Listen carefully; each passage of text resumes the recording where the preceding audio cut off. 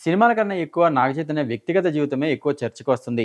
'ఏమై చేసావే' సినిమాలో హీరోయిన్‌గా నటించిన కోలీవుడ్ బ్యూటీ సమంతతో ప్రేమలో పడ్డారు.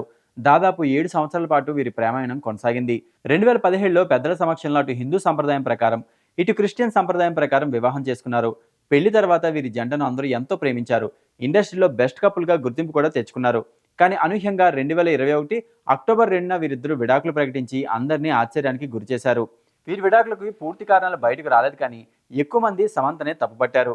విడాకులు తీసుకున్న 2 ఏళ్ల తర్వాత చైతన్య ప్రముఖ నటి శోభితా ధూళిపాలతో ప్రేమలో ఉన్నట్టు వార్తలు వచ్చాయి. మొదట వీరు తమ రిలేషన్‌ను గోప్యంగా ఉంచే ప్రయత్నం చేసినా పలు సందర్భాల్లో ఇద్దరూ కలిసి కనిపించడంతో ఈ విషయం బయటకొచ్చింది. పలు వెకేషన్స్, ట్రిప్స్‌కి వెళ్లడం, ఒకే చోట కనిపించడం కారణంగా వీరి మధ్య ప్రత్యేకమైన బంధం ఉందని స్పష్టమైంది. చివరికి 2023 ఆగస్టు 8న వీరు నిశ్చితార్థం చేసుకుని అదే ఏడాది డిసెంబర్ నెలలో వివాహం చేసుకున్నారు. దీంతో నాగ చైతన్య విడాకులకు కారణం శోభితనని కొంతమంది నెటిజన్లు కమెంట్ చేస్తున్నారు.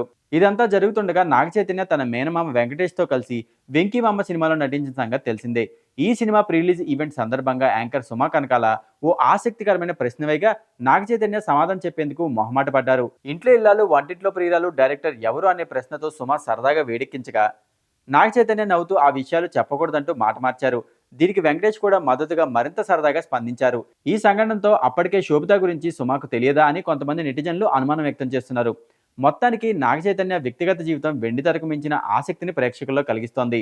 విడాకులు, ప్రేమాయణం, కొత్త వివాహం అన్నీ కలుపుతూ సోషల్ మీడియాలో ఇప్పుడు చర్చనీయాంశంగా మారుతున్నాయి.